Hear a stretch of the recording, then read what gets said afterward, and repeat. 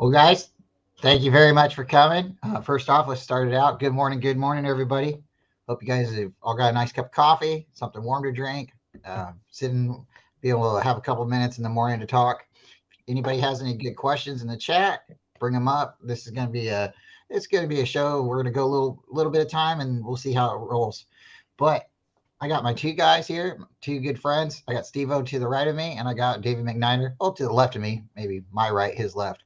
And then I have David at the bottom. And thanks, guys, for coming. How are you guys doing? How was your Friday? How's your Saturday morning going? Still Friday for me. Still Friday for you? We Yeah, got I got my a coffee in a can. coffee in a can. Love it. Yeah. Sometimes, it just really doesn't matter what you're drinking as long as you get lubricated. They say waking up in the morning and getting a glass of water helps stimulate the mind. So helps get the juices in the brain flowing. So how you doing, David? I'm doing good. I'm doing good. Got to go do some repairs on my mom's house at some point. She's trying to tell me to take a load bearing wall out, and trying to explain to her that I can't do that. So this ought to get interesting. Oh yeah. Yeah. That it sounds like you might have your hands full later. But yeah, if it's a load bearing wall, you have to have structural support unless you're gonna try to come up with some kind of pillar or some way to move around it. My grandfather, he was a construction worker, and when they bought their house in Manteca, they were watching it built. So he walked in one day and was like, looked around, seen the hallway, seen the wall, made the marks. And guess what? His house is different than anyone else's house on the block. He has a walk-in, like his room is a walk-in room where everybody else, if you go to anybody else's house on that block, it's because the contractors they didn't notice like the difference in his marks. So he's got a nice walk-in family room where the rest of the people would have maybe a bedroom. So yeah, if you know what you're doing in construction, it can be really fun. You can make a lot of repairs. You can make changes and safe. But if you don't know what you're doing, you need to ask or you need to Google it because you can make some mistakes, some really bad mistakes. It's not fun. Well, we got a good chat so far. We got Jeff here. We have Bebop. We got the Ultimate Report. John Jay. If you guys don't know about him, please go and subscribe to his channel. We got Damian Lee. Damian Lee's great. And we have, once again, Bebop. Bebop, you're everywhere. We appreciate you guys all. So this Yeah, morning, I was just thinking, like, what else, what would you guys like to talk about? I got a couple things pinned, but if you guys have any thoughts or want to get into a certain topic, it's morning coffee talk. So let's hear what you guys got as well. Well, at this point, I think we've covered everything pretty well. I've been watching some film on our undrafted free agent running backs, and TDP might get cut. He might just be a camp body at this point. Yeah, I can see it.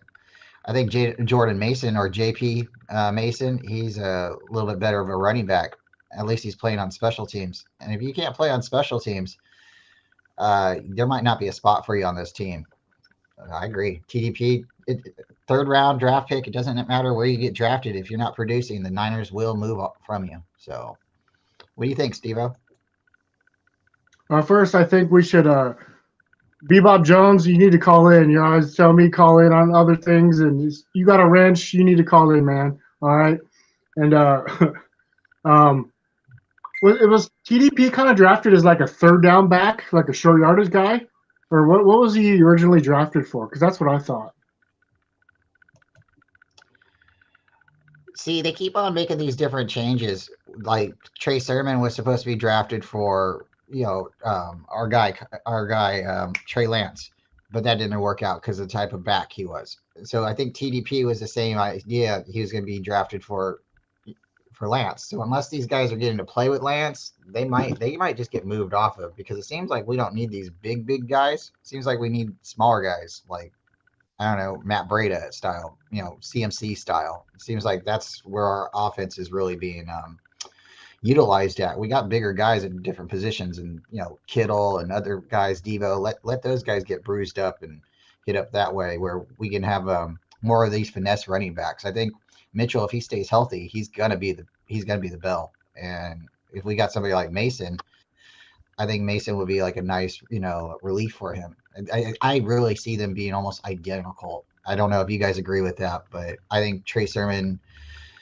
I think maybe it was his attitude, but hey, he went to the Eagles and he did okay there. So it's funny when we let running backs go. They seem to go to teams that are contenders, and they seem to produce just like we were hoping they would do here. Still upset with that guy in Kansas City. McKinnon. Yeah, That that was was big. horrible. But never. It's one of those things. The Niners take a risk. They make a business decision, and they see if it pays off in the end. And sometimes, like again, your scheme, you might not be the best player here, but you could go somewhere else and be really good. Look at Brett Favre in Atlanta. Like he would have been in Atlanta a little bit longer. He might not have made the team. So, well, guys, if you don't mind, I'm going to bring in Ryan from No Border Sports. I think you guys know him. And let's bring him in, and then we'll talk a little bit more, and then we'll get into my little conversation. What up? Good morning, No Border. Sorry, I'm late. No worries. It's we had a pretty good show last night, so sometimes it's hard to get out of bed when you need that little bit of sleep. And sometimes like me, I was scrambling before I got here. I threw the links to everybody. I was working on some stuff. I look down, I see Steve-O's in, waiting for me in the background. So, no worries. Glad you guys I've been are all up here. since 6:30. I just got stuck watching YouTube videos and lost count of time. All right. So what we were talking is just, having fun this morning. We don't really necessarily, I have a topic, but we were giving it to everybody and asking them if they had like a certain, want to talk about something particular. And David had brought a good point up, and Steve-O was Trey Sermon and was Jordan Mason, was TDP drafted for a certain specific reason, or are they just going to be, well, that's really TDP. Is he just going to be a camp body? Do you see him sticking around this season, or?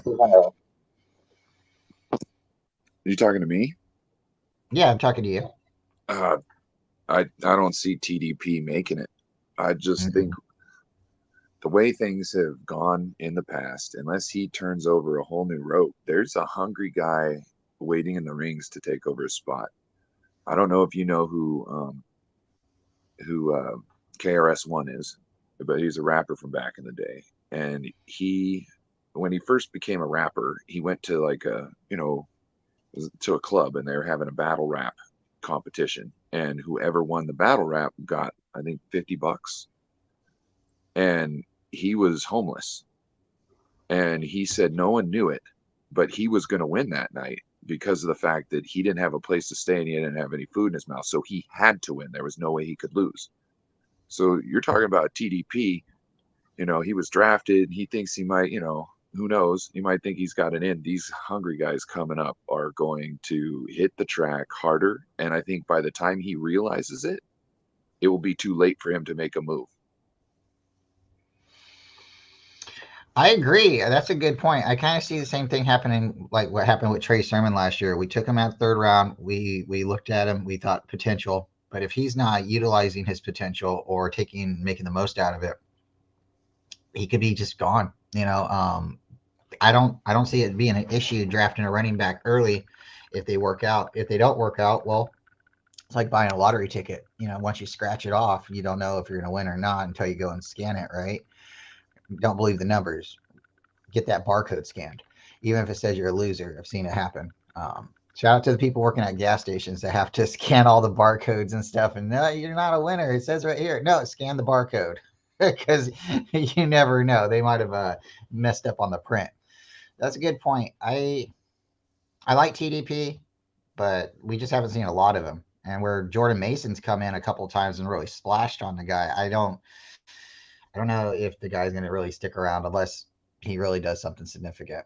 And I think there was a good point brought up last night too. We have a lot of wide receivers. So does anybody want to take a crack at that?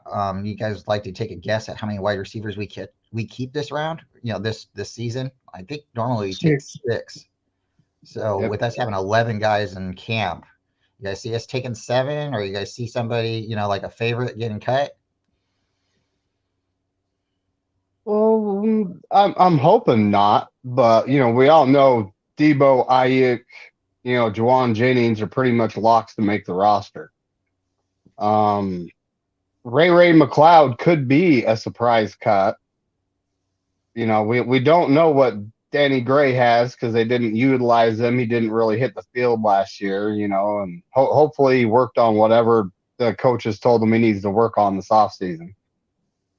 Then the whole Willie Snead coming back. He's a veteran that can block.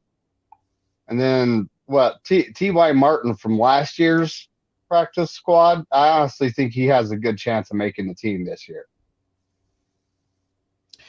I like your Ray McLeod. That's interesting. I think he's only signed for when you initially picked him up, he was like a 1 or 2 year contract. So I like the guy. I think he's got a lot of potential, but I would say, yes, he's a potential cut. I would throw Juwan Jennings out there as a potential cut, even though I would like to see him make the team. And Danny Gray, I think Danny Gray has to step up, but because of his draft selection, was he a 4 year?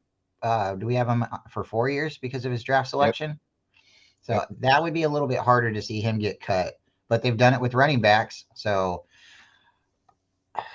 wow. We're going to have that. That I think is going to be more interesting to watch than the quarterback this year. I really do. Most of the time, you always want to watch the quarterback battle, but at this point, I don't think we're going to get the starter we want. I think they're going to choose whoever they're comfortable at the time, and it's going to be really sad because if Trey comes out and stumbles, I don't think they're going to give him time to recover. I think they're going to just try to move, and I think it's interesting that we got 3 young quarterbacks. One's hurt. Well, one's half hurt. Well, Trey's coming back from that, so he should be healthy. Brock's really hurt, recovering. We go and get Brandon Allen. He's a Cincinnati backup quarterback, so he should have skills. He should have some kind of in his head, but is this going to be like another Josh Johnson situation? He's a 30-year-old quarterback. He's been a backup for a long time. So is he going to be our camp body, or are they going to try to do something funny and move, Sam Darnold and go with Brandon Allen because he's older, he's more of a veteran, and they really don't plan on starting him. So I think that's going to be interesting to look at too. But getting back to the wide receivers, yeah, Willie Snead, I think he can make the team, and I really think that I think Ray, he's going to have to really, really show out. Because they got that guy Ronnie Bell too. I think he can do a lot of what Ray's doing. So that's a good point. What do you think, Steve-O? What do you think, Ryan? I pretty much agree with everything. 6 receivers, but I think Danny Gray is going to have a breakout year.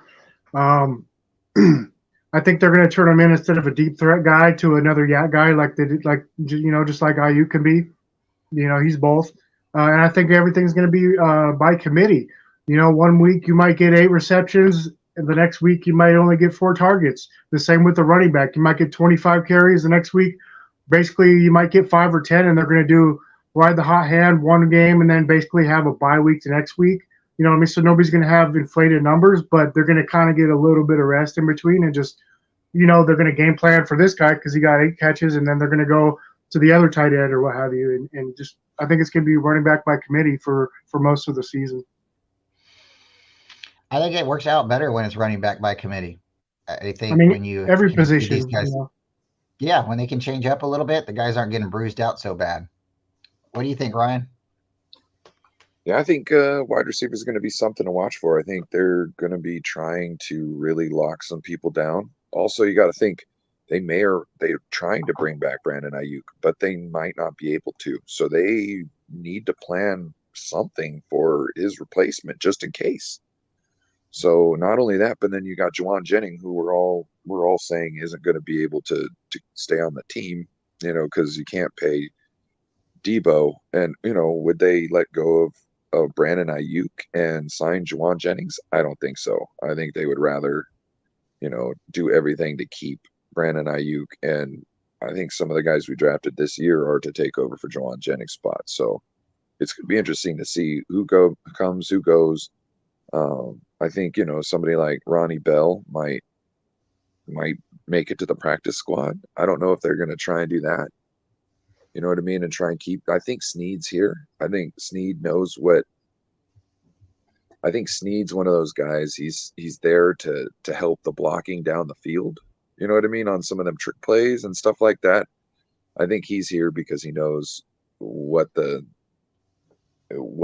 expectation of is, and Kyle knows he can fulfill that role. So there's some reason why Snead is here. And when he came to the team last year, I thought this is a sneaky good pickup because dude's a veteran. He's not anybody who thinks he deserves the shine. So there's going to be no ego.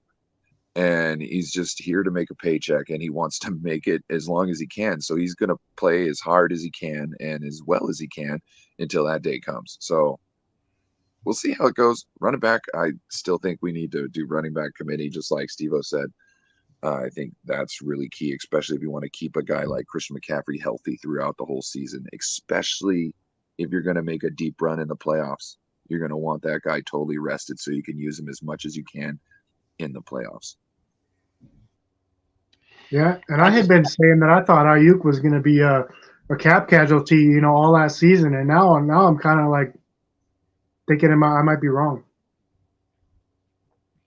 I can see it where they sign Ayuk and then go back to Debo and re-extend Debo, and maybe like restructure him where he could go further, maybe getting that second or third, that third contract with the Niners. But they're going to have to give it to him maybe more with incentives. Like if you do this and this, we're going to give you this much.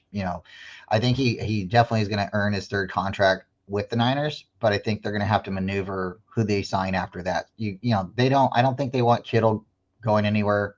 I think they want him and Bosa to retire Niners. If it doesn't happen, it doesn't happen. But I think that's what the Niners want. I think they really want to try to keep Brandon Ayuk, but I think if they got an offer for Brandon Ayuk, it wouldn't be popular. But the fans aren't going to like it, especially if he bought his jersey. But I think the Niners would move off of him if somebody offered him a first for potentially next year. Again, I don't think that's the right decision. The guy's come in, he's scraped and clawed his way to starting. He's become that guy that we were like, man, that's that dog. I think we all remember him jumping over the Eagles player. Ayuk's on fire. Every time he gets the ball, my daughters yell, Ayuk's on fire, and it's funny. So you definitely want to see us continue to grow. But yes, if there's players like you're saying, Willie Snead, he's 25 years old. He's not super old, and if he's already able to block and he's doing some of the things that our team needs mentally to continue, because there's only one ball. There's only so many balls that go around in the game. Only so many targets. This week, like you said, Steve, you could get 4 targets and you could catch all 4, and next week not get any targets. Or you could get 8 catches and not get any targets the next following week. I think Debo came in overweight. Ayuk came in, and there was a point in time. I know the quarterbacks were switching last year, but there was a point in time where Ayuk wasn't necessarily getting fed so much either. So, I do see the schedule going the same way it's going last year. Is we have to play the hot hand, I think, and we do need to continue to go round robin with the ball. So sometimes, if you're hot this game, it doesn't necessarily mean you're getting the ball next game because maybe the defense is keying on you. So I'm interested, very interested.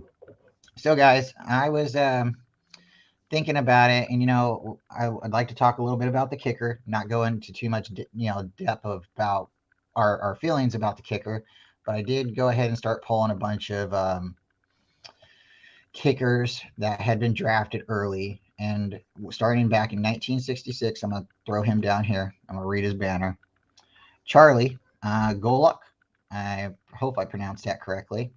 He was a kicker for Washington, and he was taken in the first round, 6th overall. So I know that was back in 1966, but it happens. We have this kicker right here from Detroit, the Lions. His name is Jerry DePoster. He was a kicker / punter, and this is kind of like Jake Moody. Jake Moody can kick and he can punt. So it's interesting when you get a kicker that can do both, kind of like a fullback who can play tight end. It's one of those things, or a fullback that can play tight end and long snap, like Kyle Nelson. Those things that's how players continue to be stuck on the team and stuck around, saved. They're utility players. They can be plug and play. We got this kicker coming up. We only have a few kickers. We'll go through this pretty quick. From 1972, Chester McCord. McCall, kicker, second round, 34th overall pick. Almost like Moody, second round, but almost out of the third. Now we got this guy, and if you guys don't know about this guy is Ray. Ray Guy. He's the punter. He was a punter for the Raiders, and he is the only punter in the NFL Hall of Fame. If there's going to be a punter, this is the guy that should be in the Hall of Fame. The Bengals, they drafted Chris Barr, kicker from the second round, 51st overall. Bengals aren't afraid. Bengals and Browns, they're not afraid to go after kickers. They usually are always picking at the top. So one year, if they go for a quarterback, maybe next year they'll go for a kicker because neither one of them will be around for very long, right? They'll get another first round pick. So in 1977, Tom Sorlowski, we're not going to butcher that name. We're just going to call him Tom. He's a punter, second round, 46th overall from the Cleveland Browns. Again, Cleveland Browns, special teams matter. Cleveland Browns again, 1978. Johnny Evans, punter, second round, 39th overall. Sometimes when kickers are drafted too, they get drafted under the punter, but they'll get to kick field goals or vice versa. So it is important, very important to be able to do both. Not everybody can do both. 1978, Steve Little, punter, first round, 15th overall, St. Louis Cardinals. Yes, there was a St. Louis Cardinal team before the Rams. 1979, Russell, we're not going to pronounce that. First round, 11th overall, New Orleans Saints. Then we have in 1982, Ron Stark, punter. We'll bring that banner up real quick. From the Baltimore Colts. So this did go back to 1966. So we have just a couple more kickers, but you can see kickers do get taken. They don't get predominantly taken, but they do get taken. We have John Lee, and this is interesting because it seems like a lot of kickers are named Lee. And shout out to the Lees. My wife's maiden name is Lee, so when we see a Lee out there, we always put our ear out and listen a little bit more. But in 1986, John Lee, kicker, second round, 32nd overall, St. Louis Cardinals. I'm starting to see a pattern. A lot of these teams that haven't been very good seem to take kickers over and over. In 1988, Chip Lawmer, I think that's how we call it, Lawmiller, kicker, second round, 55th overall, Washington. Okay, a good team we all know and love. 1992, Jason Hanson, kicker, second round, 56th overall, Detroit Lions. Jason Hanson was a good kicker. He was a good kicker for a long time too, if I remember correctly. Now we have 1995. We're getting a little bit closer. This was a good year for the 49ers. Todd Sauerbaum, punter, second round, 56 overall, Chicago Bears. The Bears. Now we have probably my favorite kicker, probably my first or second all-time favorite kicker, Sebastian Janikowski, first round, 17th overall, the Oakland Raiders, right? Why did the Raiders do it? Well, I truly believe Al Davis looked at the newspaper and went down the list, and maybe his finger got stuck. Somebody said something to him, and he stopped. He stopped talking, and when he looked back down, his finger was on Sebastian Janikowski. Al Davis always took the person with the fastest 40 time. So I don't know if Sebastian, ran the fastest that time, or like I said, maybe he was talking and then somebody come up and he's like, "What are you saying?" And then you look down and Sebastian that's who we're taking. So shout out to Sebastian Janikowski, a guy who played for a long time. Actually ended up playing for the Seahawks, and that kind of made me mad because I was hoping the Niners could have got him at that time. But at that time everybody was saying, "Oh, he's washed up." Well, he's still kicking 56-yard field goals. So shout out to Sebastian. Bay Area legend. And then we have Mike Nugent, kicker, second round, 47th overall, the New York Jets. So one thing that I thought was really interesting is you didn't really see the Niners in that, right? We haven't taken a highly drafted or top kicker for a very long time. I think we took Doug Bryan in 1995, third overall, not third overall, but with the third round draft selection. The guy took 1994. Yep. 1994-95 Super Bowl, and he took us to the Super Bowl. So what's interesting about him is he missed a kick, and it was against the Colts, and the Niners cut him. goodbye. We don't need you. You know, last year you won the Super Bowl for us, but you missed a kick. It cost us a game. You cost us a game. We're a Super Bowl team. We want to go. You know, we want to go every year. You know, we can't lose games. We can't afford to lose games, especially with seeding and trying to make first round playoff bye. Can't do it. So he bounced around the league a little bit. My story is he went to the Bears, and our good friend Robbie Gold. Same thing happened. Doug Bryan missed. Robbie Gold came in and took his job. So it's kind of like the circle of life. You know, at a certain point, kicker, quarterback, wide receiver, you get replaced by the younger guy or maybe somebody who's just doing a little bit better, right? Or maybe you were just doing so bad they had to get you off the field. So Doug Bryan retired. The Robbie Gold era started in Chicago. Now we know Robbie Gold bounced around a little bit. His heart is in Chicago, but what's interesting is he's been able to maybe use his skill set and use his talents and help other people. So he's become somewhat of a coach, a little bit of a trainer, and he's reached out to, I believe, multiple kickers, but I know for a fact he reached out to Jake Moody, and he's a fan of Jake Moody. I don't know how much they practice together, but they've been working together. Robbie Gold give his blessing about Jake Moody. So I think it's going to be really interesting to see Jake Moody come in. He's replacing Robbie Gold. Yeah, I don't know at this point if Robbie Gold's going to sign with somebody. I threw it out there, and I hate saying it. Maybe the Cowboys, but then today doing my research a little bit, I read it too. Someone else wrote it and said he might go to the Cowboys. So if that happens, I'm not going to like that, but I do like the fact that we're getting his blessing for our next kicker, and they've worked together, and other people have said this is the guy that the Niners should take. So shout out to the Niners for pulling the trigger, going after a guy that they think they could use this season, and let's go, let's see what happens. That's my thoughts on it. So what do you guys think about that? And overall, what do you think about some of those teams taking kickers over and over? Well, the Browns are cursed, so it just makes sense that they would do something like that. And they're just searching for a kicker, and the fact that they kept picking a kicker over and over again tells me that they didn't work out, right? The Raiders, that punter that's in the Hall of Fame, that's that is something the Raiders would do, but I mean, he's a Hall of Famer, so you can't really argue about that.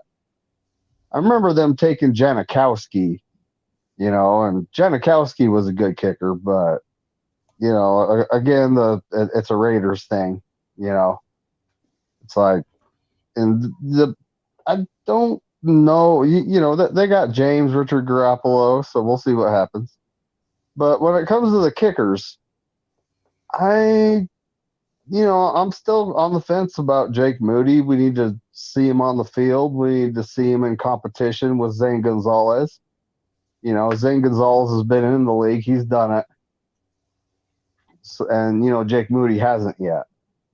So there still is a little bit of competition there, but Jake Moody being a third-round draft pick, he has an advantage over Zane Gonzalez because we got him for a half-eaten donut hole, So, and the Cowboys, they could possibly pick up Robbie Gold, or they could wait for a team like us to cut a kicker and pick them up too. But either way, I highly doubt their kicker from last year, who missed all those kicks in that playoff game, which was hilarious, will be on their team.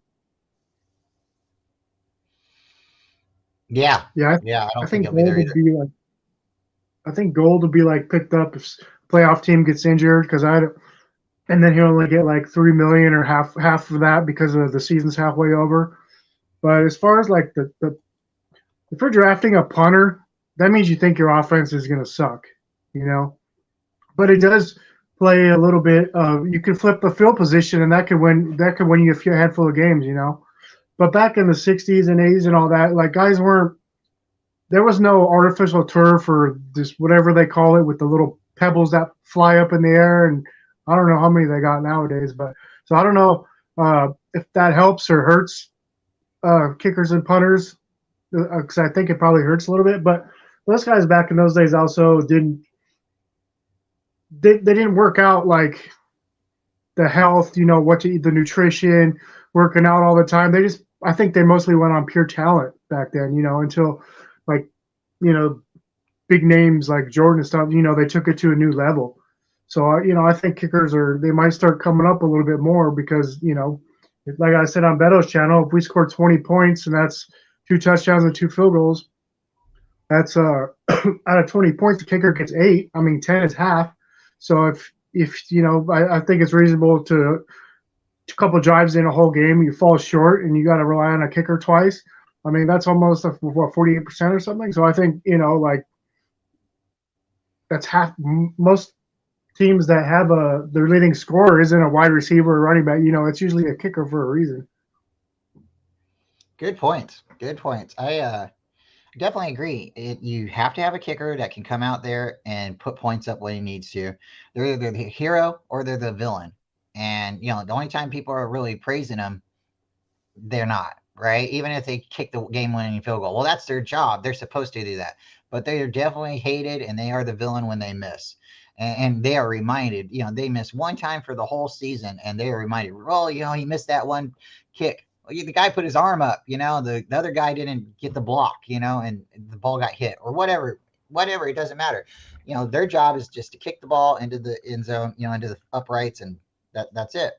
So it is interesting. You have top leading scorers and they're kickers, and nobody likes that, right? Because kickers aren't people, right? We've heard that a couple times. Well, kickers are people, and if it wasn't for the kicker or the wide receiver, the long snapper, it wasn't for the the running back, we wouldn't have a game, would we? So we can sit back and speculate and talk all we want, but if there isn't a game, there isn't a position on the field that's being played, then we don't have that to talk about, right? And if we start eliminating the kicker, we start eliminating kickoffs, we start changing around things more and more, then what are we going to do? Have like basketball where we go out there and somebody tries to tip the ball in the middle of the 50? I don't see that happening. Or are we going to put the ball on the middle of the 50 and let two guys run at the ball and try to tackle each other for the ball? I don't know if that happened in XFL, but that just don't seem right. Or how about we just start the game off with a kicker? Oh, but we don't have a kicker anymore, so we can't just see who can kick the field goal, and whoever kicks the most gets the ball. So there has to be something like what we're doing right now, where you get the ball after the coin's flipped and you're either receiving or you're kicking off. So when people say, oh, we need to eliminate the punter and the kicker, why? It's the choice of the team if they want to kick the field goal or they want to go for the first down. Or if they're trying to score a touchdown, it's like 4th and goal, it's their choice. It's their choice to kick it, to punt, just like Steve-O was saying. Sometimes if you punt, you can flip the script. You can kick 50 yards. The team gets the ball back there. They might get it on the 45 or something.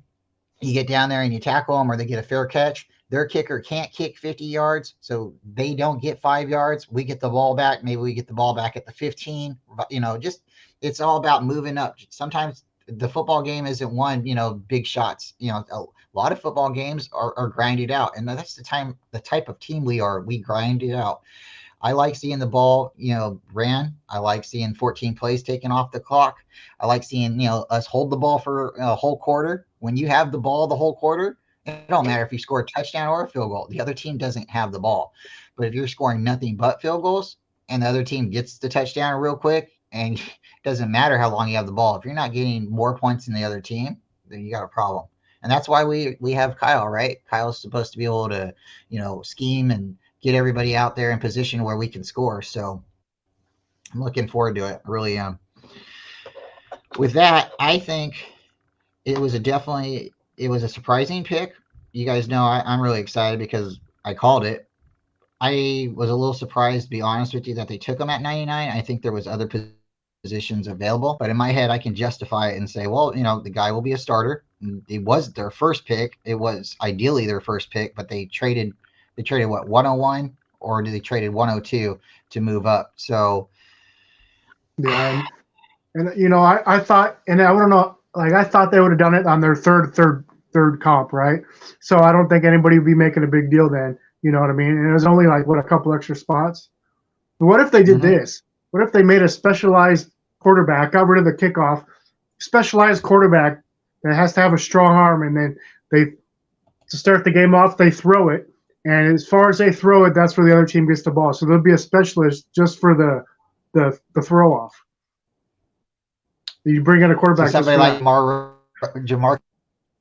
somebody like Jamarcus Russell could still have a spot on the team. He could come in and like throw the ball on one knee, like out of the end zone and over the stadium. And you guys start in the parking lot. So I think there's definitely there's ways they can improve it or think about it, but I really hate the fact that they're moving things around. I like it when you can catch the ball in the end zone. If you down it, it's at the 20. Now it's at the 25. I like the fair catch, like, hey, if you want to catch it right in front of someone's face, just put your arm up and wave. But if that guy, he gets you sleeping and you drop that ball's live, so I like that. And I hate how they've done the onside kick. The onside kick is horrible. Pat McAfee, shout out to him. If you guys ever get to watch some of his highlights, he'll probably be the last punter. He might be the only punter / kicker who's ever been able to recover his own onside kick. So that's the kind of guts that you need. And again, shout out to him. The guy can kick, punt, and he can throw it. So that's what I'm looking for. I'd like to see, maybe Jake Moody can throw it too. I'd like to see them get a little bit excited there and, be surprising. You don't have to be stagnant and you don't have to be predictable either. So this team's stacked. And I think if we get on a roll, I think this offense, defense, and special teams is really going to open up where you're going to start seeing people take more chances because they believe in themselves. If we got ball hawks this year, and it sounds like we might have some ball hawks, we might lose a little bit with the tackling, but if we're getting more interceptions, we might be scoring more touchdowns too. So I'm interested all over. Guys, I'm excited. A couple days, we're gonna get to see who we're playing, and we'll have a better idea of the travel situation. People will be able to buy their tickets to games and stuff, and start scheduling barbecues and all that good stuff. So I don't know about you guys, but when we play bird teams, I like to cook chicken or I like to cook something like that. Deep fry. If we're playing like the Bills or the Rams or something, try to get some lamb chops or something like that. Something fun. Redskins. I mean, Commanders. We always try to eat pork chops. Something fun. But I don't know. Maybe get a tenderloin or something. But do you guys have any, traditions on game day?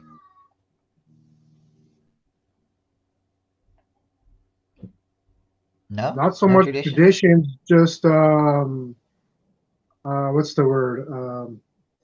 When baseball players are, I have a lot of superstitions. Like I'll close my fridge and it won't feel right, and I'll have to open it up and close it a couple of times. My cabinet, my car door, like I walk like weird, like oh this didn't feel right. Like I'm really I have a lot of superstitions when it comes to that, but no real traditions except for try and eat something unhealthy and something good to drink. David, you got anything that you I like to do before the game? typically I wake up, I eat a high protein breakfast, let it soak in. I work out until I can't move anymore. That's pretty much my tradition. But Hey, John Jay, how are you? What's up, everybody? So Do you have any pre-game traditions or anything that you try to make sure you do before the game? It doesn't have to be a ritual or anything, but do you have anything that you know something that you make sure you do? Not really. I'm not a superstitious person. I don't really do anything before the game. When I was a kid, I used to like have my, folks say, "Hey, we got to go to the grocery store and pick up food for the game." When I was young, but I never had any like pre-game thing. So, Jeff, do you got anything that you do before the game?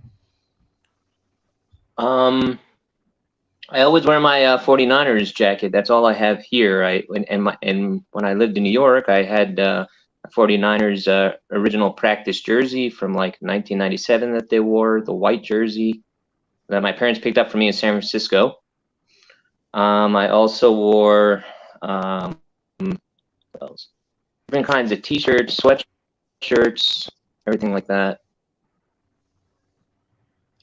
So for me, I like to wake up in the morning, and if we're barbecuing, I like to get my prep done early so I don't have to do it when the game comes on.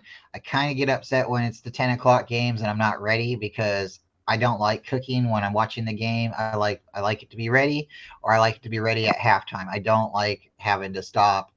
I like having different people on too. Like I'll listen to the radio, or I'll listen to I shout out to Rombo. I do like listening to his broadcast during the game. I also like listening to Shifty last year, so I hope he does it again too. If you guys know about Shifty, he's got a great YouTube channel. Please go check him out. He does a lot of work with John. That's how I actually found him. But I like to get up if I haven't been wearing Niners like through the week, because I don't wear Niners every day. I sometimes it's just you get into a mood and you're like, you know what, the Niners didn't play that good last week, and I just don't want to, I'm just not doing that today. Or maybe they played really bad and you're like, no, they need my support. So sometimes I just get into my head and I'm like, no, I'm not wearing anything today. So if I start out in the morning without something on, and it's just that mentality, I'll go the whole day without wearing anything. The next day, they win. I like to go to work, win or lose. The next day, I like to wear my Niner stuff. But throughout the week, I might dial it back depending on how they won or how they played. Just, again, if you suck, for a certain reason, it's kind of hard to not support your team, but it's kind of hard to embrace the suck too, right? I don't want to be like, we threw 6 interceptions, rah rah. Like, no, I'll have my little keychain. I always have my keychain. It's got my Niner thing on it, so anytime I pull out my keys, you can see I'm a fan. I usually wear a Niners hat, but there's certain things. So basically, again, in the beginning of the day, if it's game day and I don't have Niner gear on or I'm close to it, I don't touch it. I try to keep it. To myself, and then if I am wearing a jersey and they start, like they throw an interception or something like that, I'll keep it on for a while. But if they start getting to a certain point, I don't know if you guys know. Well, you guys know baseball. There's that moment. It's rally time, right? So some people with rally time, they do different things. Some people will turn their hat inside out. It's just something fun. It's like, get pumped. Like, let's get behind our team. So sometimes I'll take my shirt off, and I'll put a different jersey on, or I'll leave it on the ground. Well, I don't really throw it on the ground. I've thrown Jimmy's jersey a couple times on the ground. I'm like, no, you can stay there until you can start playing better. And then, he throws a touchdown, I'll go pick it up and put it on the chair, but I'm not putting it on until the game's over. So I'm not superstitious, but I'm not like, I have my little moments, where I'm like, hey, let's just keep it fun. My dad, his uncles are my uncles. All my dad's brothers are Packer fans, so they know my dad's a Raider fan. So my uncle Greg, shout out to him. I think you guys have seen him in the chat. He gave my dad a Brett Favre jersey, a really nice Brett Favre jersey, and my dad started laughing. He's like, I'm not a Packer fan. I'm a Raider. My dad's like looking at his brother's like, this is the better team. You'll like it when they're winning. Pull it out, maybe even put it on.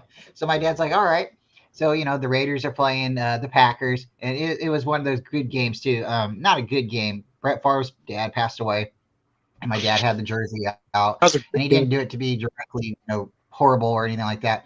But the tradition at my house was Brett Favre came out and he was playing. You throw the jersey in front of the TV, and everybody gets to run up and stomp on it. Well, we did that before the Raider Packer game, that Monday night game, and my dad was like, "No, we probably shouldn't do it." He still threw the jersey on the floor in front of the TV, but like my dad's like, "No, it's his dad," So that game was probably Brett Favre's best game. And but yeah, up on jerseys. I'm going to start a new tradition this year, though, because there's nothing better than You know how guys don't wash their clothes or jerseys or whatever. I'm going to start a tradition because there's nothing like football sex, right? So I'm going to do that, and if they win, I'm going to keep using the same condo. And then if they win again, all right, we're in the same condo again. You don't get it? Wasn't funny? I got it. So Tony said I stopped wearing Niner gear on game days when Jimmy was on the field, and she did. She's like, nope, I'm not wearing. And I'm like, you're not superstitious. Stop this. But when Jimmy started playing on our team, and we started wearing because I got all the girls' jerseys, and I got a jersey, and then he got hurt in 2018, and I'm like, I don't know about this, right? And then next thing you know, he takes us to the Super Bowl, and she's still like, nope, I'm not wearing his jersey. So some people they're superstitious, and some people like to have a little bit of fun with it. And I just like making sure on game day you wake up, you get everything started. If went to the grocery store the day before, I hate going to the grocery store on game day. I hate it. You get to the store, it's fun to walk around with your gear on, and people are like, "Hey, go Niners!" and we're slapping high fives and stuff, and we're gonna win today. I wore my residency hat a couple of times, and people were like, "Oh, where'd you get that at?" And I'm like, then I gotta tell them the website, and it's with a 3, and they're like, "Oh, okay." If you got to ask, that's not a problem. But I'm here on a mission. I'm trying to get in and out. Okay, I got to get to the house. Okay, the game's coming on in 4 hours. I don't have time to talk. Okay, so but Mm-hmm. it's always fun. But no, I hate going to the grocery store on game day. It seems like everybody's there, so I try to do all my shopping and stuff like on Friday night or Saturday, so I don't have to be behind. Yep. So, and I also like hearing the game analysis a little bit, the breakdowns of who's playing who and who's injured that day, because sometimes that doesn't get released until the start of the game. So, Yep. Like people who I know when Jeff Garcia left, or when the Niners didn't bring him back, I, that like someone told me a joke that cursed the 49ers quarterbacks, because people have bought Alex Smith jerseys. We all know how that ended. Then Kaepernick blew up the scene. We all know how that ended. And then Garoppolo, we just found out how that ended. So there's a food for thought that people that I know, and again, I don't question anybody's fanhood, but he says if you're a Niner fan, do not buy a quarterback jersey ever until that quarterback is there for 3 consecutive years, winning seasons, going to the playoffs, and maybe going to the Super Bowl. Then you can buy a. But he says people who are not 49er fans buy quarterback jerseys because they don't know squat. And again, this is my personal life. This is the people in my life. That's what they say. Again, I'm not questioning anybody's fanhood, but that is a food for thought. Do not buy a Trey Lance jersey. Do not buy a Brock Purdy jersey, because we don't know until one of these quarterbacks pan out. Because if you're a 49er fan, you should know after Garcia left, who have we had there, and just think about that food for thought. Even Rumbo, what time was like, I'm not putting no Brock Purdy, I'm not putting no Trey Lance on his wall. nah, yeah, he won't do that because everybody attacked him over Jimmy. They were attacking him so much over Jimmy, he removed him, so they'd stop talking about it. And then just as soon as he took him down, everybody was like, "You gonna put Trey Lance up there?" And when he said, "No, I'm gonna put a retired player up there," Mm-hmm. I actually have a GoFundMe account with Rombo, and we're trying to come up with enough money for him to buy a fat head. We were trying to earn about $200 so he could get a fat head on his wall, a pizza, and maybe a 6 pack of beer, or a nice soda or something to drink with him and his lady. So it's still going on. It's been about a year now, but we're trying to give him a fat head and whoever he wants to put up there. But me and him have discussed maybe like Steve Young or Jerry Rice or any Hall of Famer that he wants to, because I think if he goes with the Hall of Famer and puts him up next to Joe Montana, people aren't going to hate on him. He brought up a good point too. Like if you put Joe next to Steve, that's still a lot of animosity, and a lot of people might not like that. But yeah, he shouldn't be.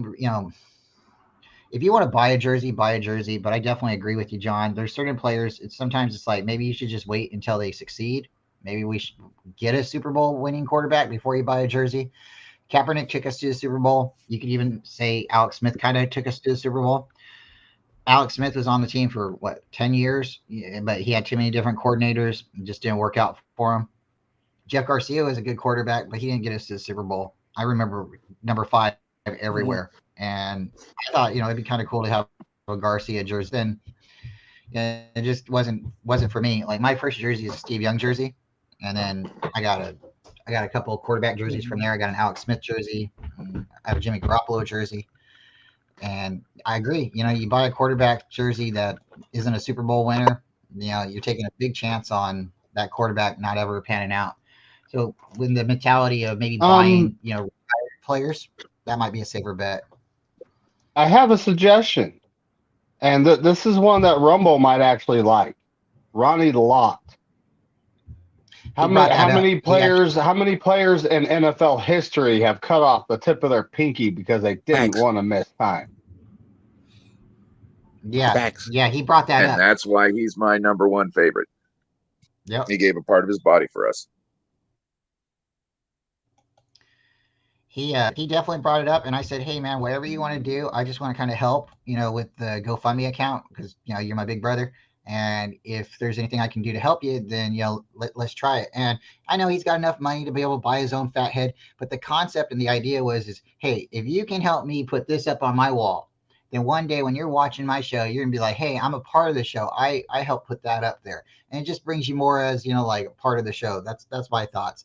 And if you can donate, $10, cool. He only needs like a couple more bucks to get to our goal. But again, that's not what we're here for. We're here to just talk and have fun. But yeah, if you're gonna buy a jersey, it's probably best to buy a retired jersey because they retired, their legacy, and or do what I've done, buy you a personalized jersey because they can't cut you or trade you. So, I definitely enjoy it. But I know. yeah, Like I hate going grocery shopping. there's a small group in the city where they're called the 49 Club, and for those who have been in San Francisco, there's a bus called the 49, and I've been blessed to take that bus my whole life. So it's kind of like a weird. I love the 49ers. I've taken that bus throughout the city, and so one day a small Niner group was like, "Hey, let's call ourselves the 49." The 49er, that 49 bus. So that's funny. Hey, Brian, can I ask a question real quick? Because I got to get out of here. Yeah, go for it. Me and my dog are good. Me and my -2. Me and my dog are going to go crash a 4x4 meeting at the park, but because I'm going to take a few weeks off, focus on basketball, just get football off my brain for a minute. If you can ask Jason or Levi, or if you guys know. So we have D4 for what, like 8 million this year, right? Is there any way? Because I don't think he played after us. Is there any way to like restructure him to where it's like, you know what I mean? There's like 4 million this year and 4 million next year to get more money on the cap. I was wondering. It's probably possible, but I think the idea is they've already restructured him, and if they keep restructuring it, it means he's going to be on our team longer. And I think the way he is right now, it's guaranteed. So they just want to get him off the books. As far as I know, once you restructure it, that money is already set to go there. And the only thing you can restructure is money that would be coming in this year that wasn't part of that deal. And the restructuring thing, you can prorate it over 5 years. So essentially, this is the prorate over the 5 years type thing, and you can't necessarily just touch that and then act like it's and restructure that again because it's already in its final form, essentially. You can't turn a casserole into a casserole at this point. You know what I mean? You go from the casserole. All right, I'll see you guys later. All right, Steve. All right, later, Steve-O. All right, Steve-O. Yeah, that was a good question. Lots of good questions. So that's my thoughts for the day. I don't know if you guys got any other questions. Definitely like talking to y'all. We don't have to run off just yet, but yeah, I'm just really excited. I think we got good players, and I'm really looking forward to the camp bodies. We're going back and forth. The 11th coming out. Here's 11th, just a couple days away. We'll find out what the schedules are, and from there, it's going to get fun. We can start early predictions. We can start breaking it down, and we'll be able to break down not just our schedule. We'll be able to break down the rest of the schedule, and then I think that's when we're going to really be able to see. Oh yeah, this team's got a better schedule, or maybe not. Yeah. It's all speculation. You got to play the game to win, but we can. I got one thing. We can't start slow. No. We can't start slow. Our slow start cost us the number 1 seed, and we had to go to that landfill the Eagles call a stadium.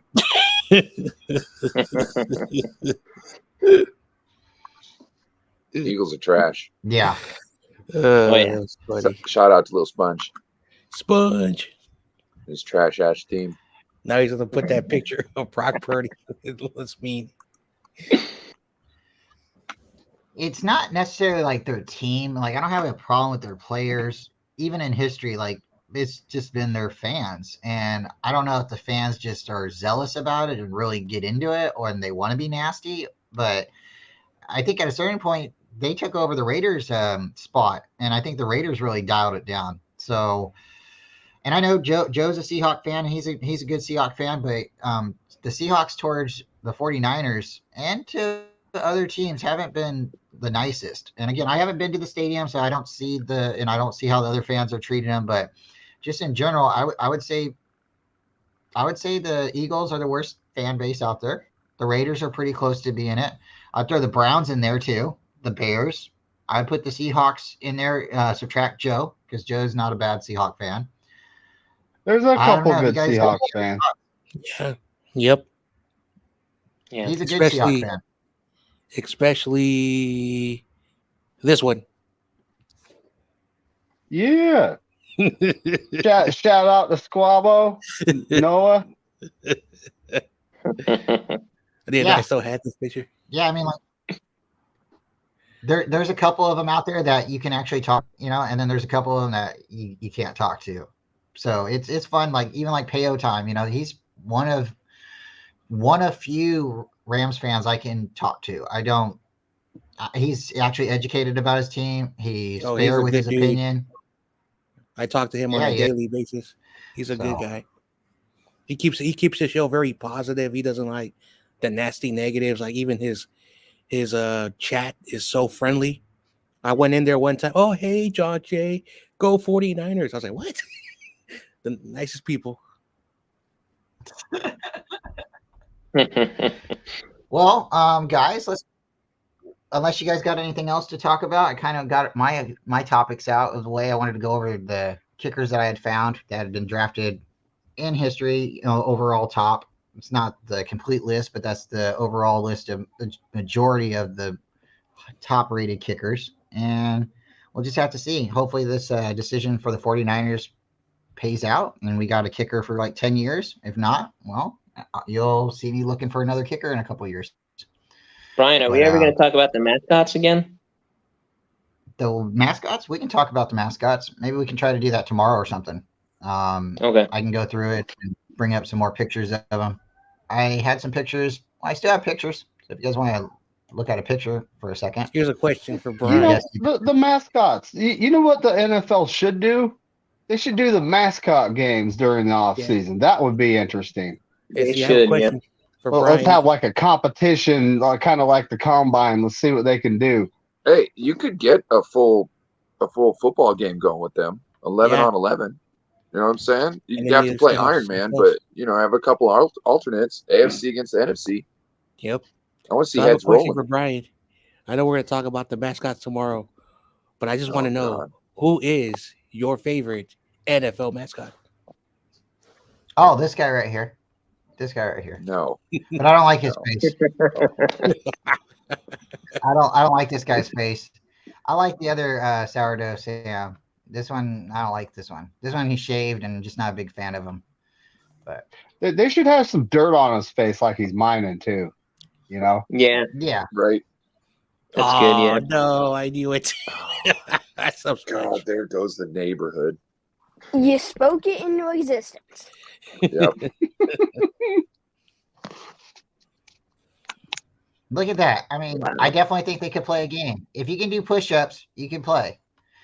The Eagles mascot wouldn't be able to do that. You probably break a talon. I know it's sports right there. The Dolphins don't even have legs or arms, and they can still do push-ups, and the Eagles can't. Who is the Eagles mascot? Yeah, that's a good question. Do they even have one? I don't think they have one. I think there's only 28 mascots, and not all the teams have them. I don't think the Packers have a mascot. I don't think the Eagles have a mascot, and the Giants don't have a mascot. I think the Eagles are too poor to have a mascot. Oh, I think Green Bay should just be a big block of cheese. Look it up. That would be funny. If it was really a mascot worth looking up, we'd probably already know about them. Yeah, never mind.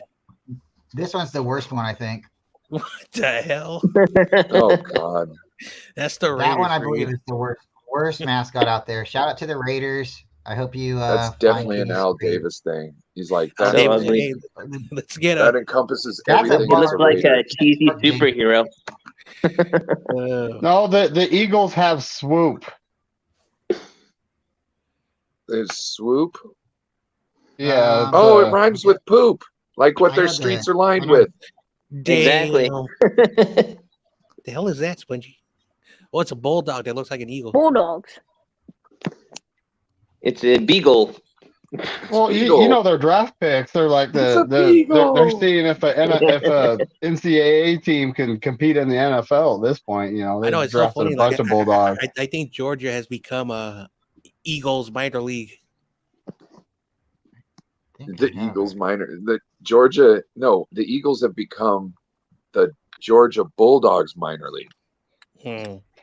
Yep. Yeah, the Eagles do have one. I thought I had his picture up here. It's 0-0. He's swoop. He looks like a bird. He kind of looks like this, but just greener. Oh, that's a copycat right there. Actually, it's a copy bird. Copy bird. These kids nowadays. I don't know if I can bring this. So Copy Spongy. looking. So Spongy. B-Box says Philadelphia is not a good place. I like this kicker. So does Lily. She likes his eyes. He looks mean. He looks like a psychopath. Kind of looks like a unicorn without the horn. Yep, and possessed. Unicorn with It seems like he gets like satisfaction out of doing like the weirdest shit. You know what I mean? Like he's just one of them weirdos that's just like, yeah, I'm so cool, and you're like, bro, you're cleaning a urinal. Like, why are you so happy about that? You know what I mean? Like, Is that what yes, the Cowboys do on their off day? I already said yes.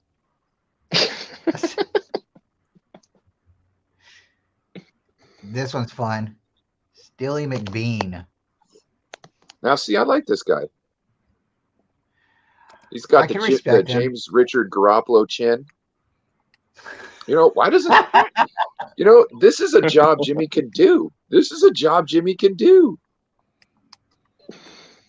He can be your guys' mascot. No. You imagine having to walk around with that though? Totally everywhere? different chin. Like, yeah, it's so weird. We have a totally different chin. Someone skipped leg day. That looks like a bear. That don't look like a lion. Right? It does, huh? Yep, looks like a bear. Yep. Well, the lion had the day off, so the tiger and the bear had to step in. Oh man, that's worse. That does not look ferocious. I actually like this one. This looks like a Dick Butkus, a Mike Ditka, like standing on the sideline complaining to the refs. This is a Chicago mascot through and through. He looks miserable. He looks overweight from eating horrible food. You know what I'm saying? Not that I have anything to talk about, you know, but I'm just saying it's Chicago through and through. The Bears. Hey, That's the Bear. He's pointing at the jumbotron, complaining to the refs. So you're not lying. That's what I'm saying. Yeah. Yeah. It's like you can't see that, you idiots. This one here, I'm gonna bring the picture up tomorrow. But they have a I lot didn't of even fun. see that one last time. They have a lot of fun with their Jaguar mascot. So tomorrow I'm gonna try to bring up the picture of him in his Speedo, and yeah, I said it. They got him in. If the Jaguars if the Jaguars mascot was a person, totally would have a mullet.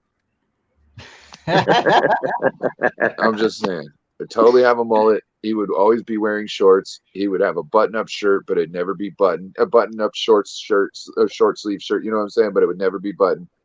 He would put his beers in the coolies. You know what I mean? Before he drank out of it, he put in the foam sock. You know what I mean? I'm telling you, he would probably have. I don't know why he doesn't have it here, but he's probably got like a neon colored band to hold his sunglasses just in case they fall off. Oh yeah. I know what you're talking about. not to get too particular. Oh, this What guy the- robs banks. This guy's You know, Swiper from Dora. right? Yeah. Yep. I like the wolf part, bottom part, the like Hawaiian pants. Is the Hawaiian pants because of Andy Reid? Yeah, Wouldn't shock me. There's the Hawaiian T-shirt. this totally It screams kind of Hungry makes me Man feel like dinner. he just got some clothes. You know what I'm saying? Yeah. Doesn't it? Yeah. Hungry Man dinner. just- He's got the meatloaf XXL. I'm telling you. I mean, that mascot just doesn't make sense for what their team is. You know, it's Not like, at all. Not at all. Facts. So what? They couldn't go with an Indian, so they, went with a wolf. Which which it seems like, I don't know if you've heard about this, but the same protesters that protested the Washington Commanders and essentially got them to change their name eventually, they're already going after the Chiefs too. I figured it was going to happen eventually. Yeah. Yeah. I don't know. Look what happened to the baseball team, the Cleveland. Now they're called the Guardians. But again, there's a lot of things that like I've studied the sports in general, and they chose those names for like, let's just say back then when they changed the names to like Indians, the Skins, Chiefs and stuff. They held the Native Americans, like higher than certain groups, which is sad to say, and it doesn't sound good, but that's just the reality. But people need to read and understand that history. But I'll keep it simple. John Jay, you're saying So it's like Kansas a superiority complex? I'm not trying to say it, but that's just how the world was when these names were chosen back in the 1910s and 1920s. Wow. So Kansas City Chief, they're not from Kansas. They're from Dallas. They're originally the Texans. They moved to Kansas City. They held and they kept their name for like a year or so. But in Kansas City, there was a mayor. His name was like the Big Chief. His nickname was the Chief. So they basically named the team after him. So it's not actually after Native Americans. It's actually the Chief in Kansas City. So it doesn't really. It's kind of hard to see unless you know the history, but I think it's sad because you got a lot of teams like the Blackhawks, the Warriors, we've said it, the Indians, Redskins, stuff like that. And at the time that I understand they took these names, it's because they're a warrior mentality. They wanted to kind of honor these teams. It's like you're not the Guardian, you're not the Titans. The Titans are a god, right? The Indians are warriors. So they're their mindset was they're going after something, aggressive, something, strong, something that not fearful, but something that, you need to be mindful of because, if you're battling a tiger, tiger can eat you. If you're battling a warrior can take your head off. So that was what I originally thought, but people have got into their, hey, if they don't like it so much, okay. But when you have the majority of the people saying it's not that big of a deal, but you still have a small percentage of people saying they're offended, okay, let's take the name down. It's only been there for like hundreds of years, and let's make everybody play with a different name. But that's my thoughts on it. I don't think that was right, but if it makes everybody feel better, then let's start handing out everybody a participation trophy out too, right? I know, and the same thing with the 49ers. Like, don't be surprised because some people consider a 49er like a bad connotation, and once you start going down rabbit holes, you can't go back. And that's why I think sports fans, if you're not a sports fan, don't try to understand why people or owners chose those names in the first place. So yeah. Did they ever get rid of the Atlanta Braves name, or that's still around for now? So the Braves are like it has nothing to do with Native Americans. It has to do with like courage, but when they chose the axe, many people, oh my gosh, and they've been talking about that since The 1996. tomahawk. Why is that axe Yeah. on their jersey? It's the same thing with a lot of college football teams. Oh, why did they pick those names? You have to understand why they did it. Because in Florida, there were a lot of Native American tribes in that state, and so a lot of people don't know the history. So that's why a lot of people, when they hear it, and again, like, I'm not trying to make anything like sad or or debate. I'm just saying that there's a reason why people, and even today, we like, I respect Native Americans a lot, and so by honoring them, telling them their history and using, like, sports to tell their stories, I think it's a wonderful, beautiful thing. Some people look at it, no, that's just my opinion.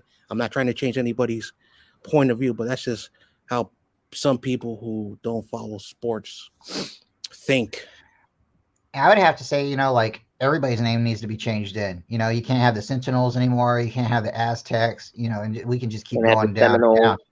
Yeah, there's just too many teams out there that have, like, similar situations. Like no more Liberty team. Like, you can't be the Patriots anymore. Let's get rid of the 49ers too, because that was part of the gold rush. 1846. If you're a miner, I mean, like, oh my God, right? Out there panning for gold and living like a savage.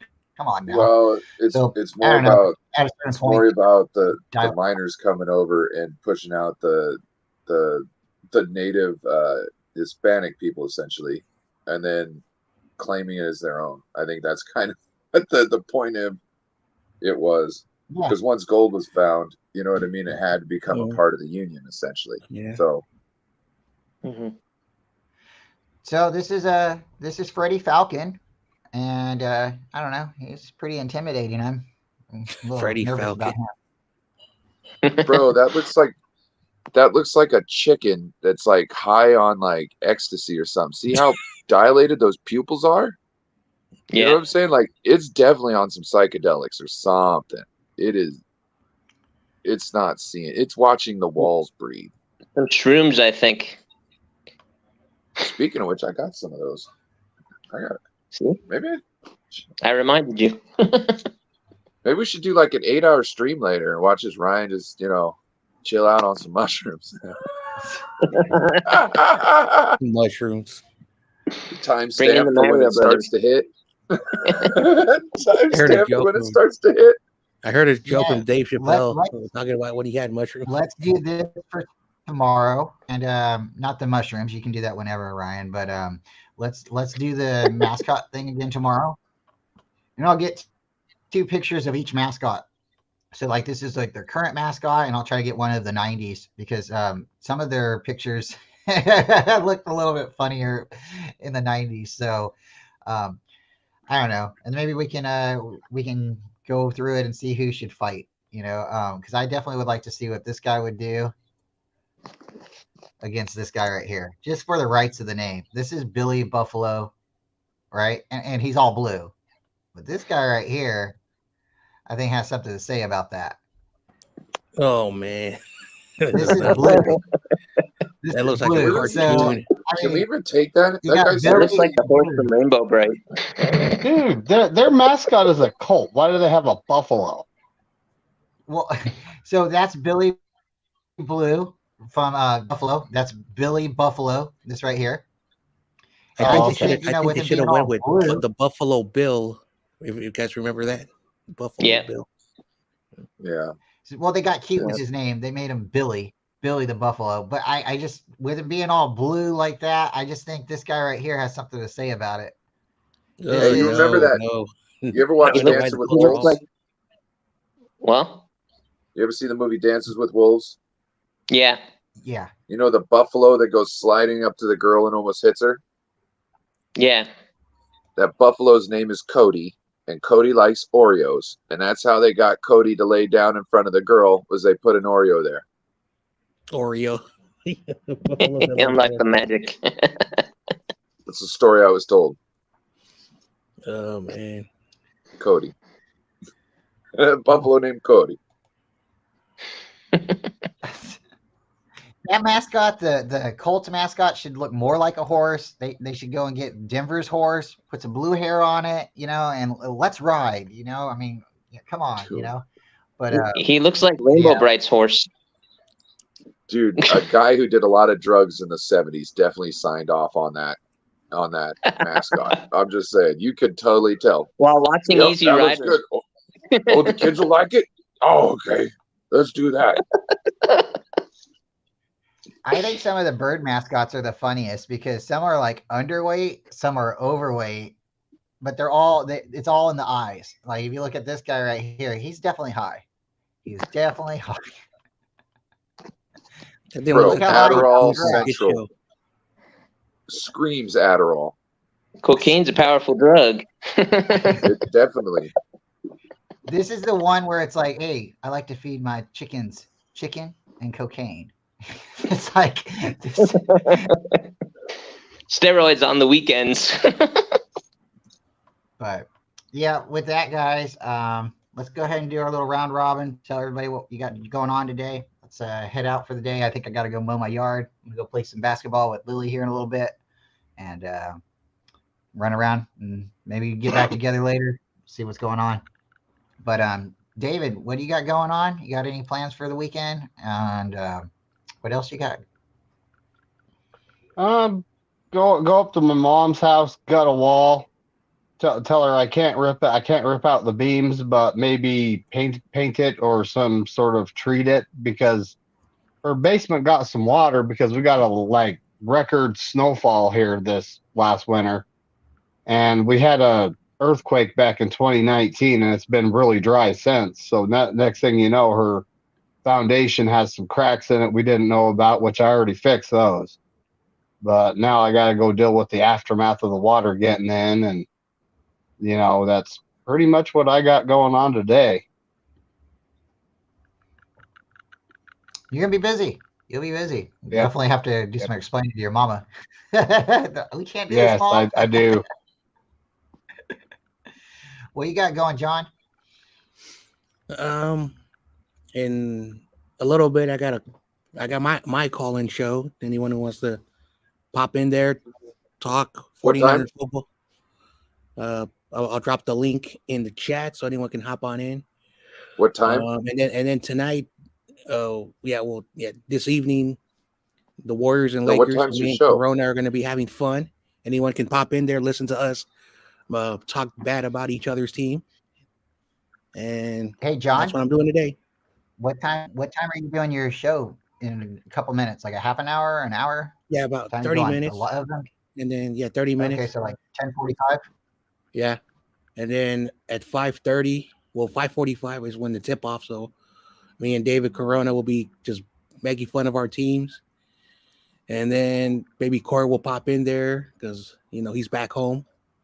And I might have like YTC and the Philadelphia peoples who do the Lakers All-Star suck. sports.